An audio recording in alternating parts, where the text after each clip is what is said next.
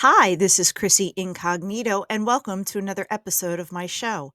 Now, you might be wondering why I'm incognito. This is my alter ego that can say things that I could not otherwise say unless I was incognito. So, thank you for returning.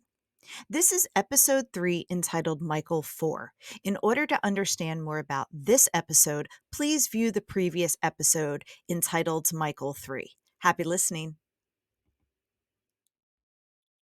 So, what I'm about to talk about is pretty personal. It's intimate. It's embarrassing. The, you know, but again, I feel like I created this platform in order for me to talk about things and look back in perspective and get my take on the whole all of these situations as an adult.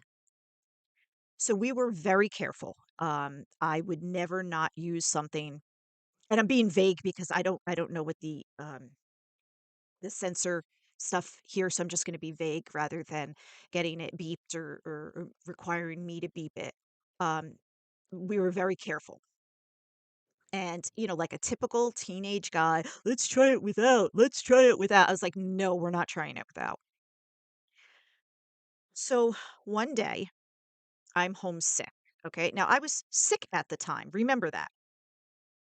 Of course, just like a manipulative teenage boy, he comes over because, again, he's not in school. He comes over. And of course, it's like, baby, please, baby, all that nonsense that, girls have to listen to. And we did. And after it was done, we noticed that the condom broke. And I freaked out. I completely freaked out. And again, you have to remember it was in a time that it was not as accepted as it is now. You just did not do that because that in itself was going to mess up your entire life. Okay. It had bigger consequences than, you know, I feel like than does now. Whether that's good or bad, that's a whole nother conversation. But I freaked out. And it's funny because as we were dating, we would have these talks like, suppose anything ever happened, what would you do? How would you be? And of course, when he was a kid, I get this. He's like, oh no, I would never leave you, blah, blah, blah, blah. So I'm freaking out. I jump into the shower. I wash myself. I'm like, you know, all of this kind of stuff. And I dry off and I'm in the living room and I'm freaking out. Now I get it. He's a kid, right? He's a kid too.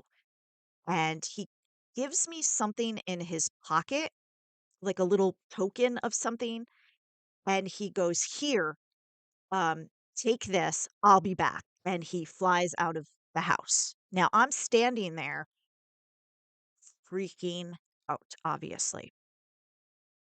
Well, that's not really the bad part of this night because this is one of the worst nights of my life, and I'm gonna explain a little more why.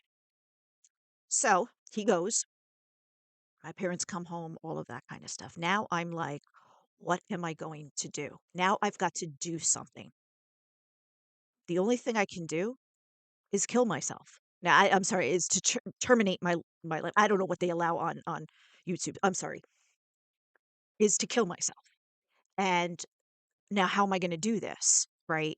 Um, I'm like, so I do the only thing I know how to do, which is take a large amount of alcohol and slit something because that's where my mind frame was at the time because I didn't have any coping skills and I don't think many people at 16 do. Um, but I knew what I had to do. I knew my responsibility.